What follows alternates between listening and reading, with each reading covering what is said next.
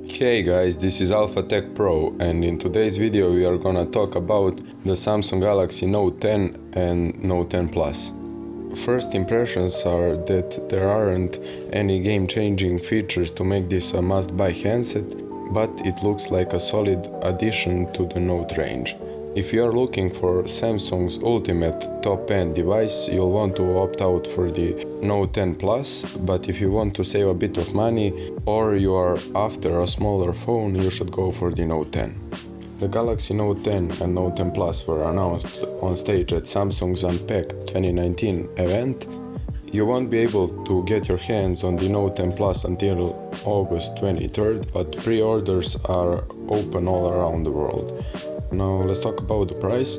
If you are buying the phone outright, the Galaxy Note 10 price is set to be at $945, while the Samsung Galaxy Note 10 Plus is going to cost $1,100 for the 256GB version. The display of the Note 10, it's edge-to-edge display technology that is still called the Infinity O, but the cutout is now situated in the center of the top of the phone screen rather than on the top right like on the S10 family. The Galaxy Note 10 has a 6.3-inch AMOLED display with a full HD resolution coming in at 2280 by 1080 pixels with 401 pixels per inch, and it includes HDR10 Plus technology. And for the Note 10 Plus, you need to know that first of all, this is a very large phone. It's likely the largest phone you'll ever have used. It has a 6.8-inch AMOLED Infinity O display sporting 3040 by 1440p resolution, that is Quad HD, and that's 498 pixels per inch, and it also supports HDR10 Plus.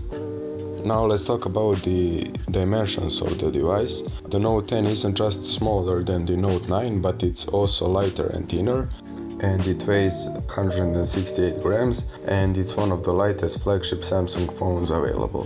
The Note 10 Plus is relatively light considering its size, tipping the scales at 196 grams, and with rounded edges on its rear, it sits comfortably in hand, assuming you have a big enough hand to hold it.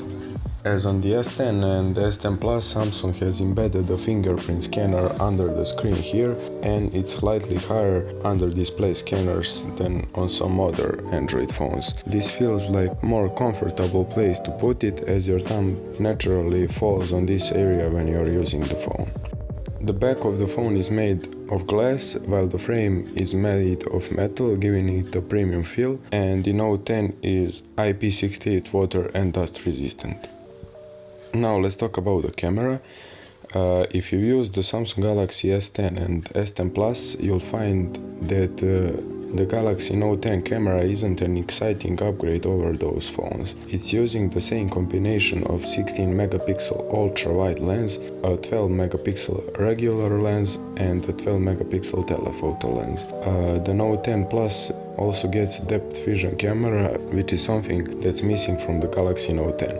This is purely used for depth sensing and to distinguish between subjects and their background for bokeh and other effects. Most of the Note 10's improvements in the camera are in its video recording capabilities. The image stabilization technology has been improved, and there is a new feature called Live Focus Video, which enables you to capture bokeh background blur effect of the kind which you are used to seeing in portrait mode still photos. Now let's talk about the S Pen. Improvements to the S Pen for the Note 10 include gesture controls that allow you to control certain apps, such as camera, video or gallery, by moving S Pen in different directions. This is currently only available on first-party apps, but it may be possible to do on some third-party apps. Now the specifications.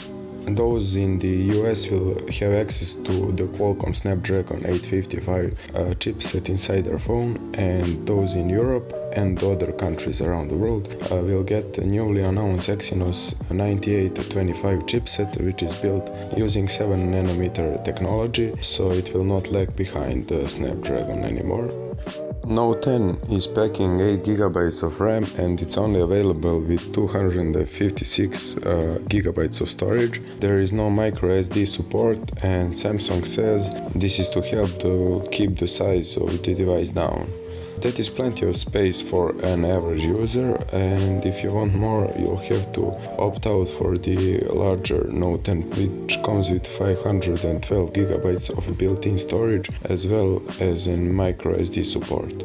Another feature that has been dropped in the effort to make the Note 10 slim is the headphone jack. This is the first time Samsung has dropped the jack from its top-end smartphone, and some people will be unhappy with the decision.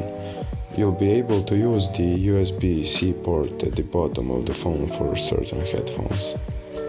Now the battery, Samsung has opted to put a 3500 mAh battery inside the Note 10 and to put 4300 mAh cell inside the Note 10 Plus.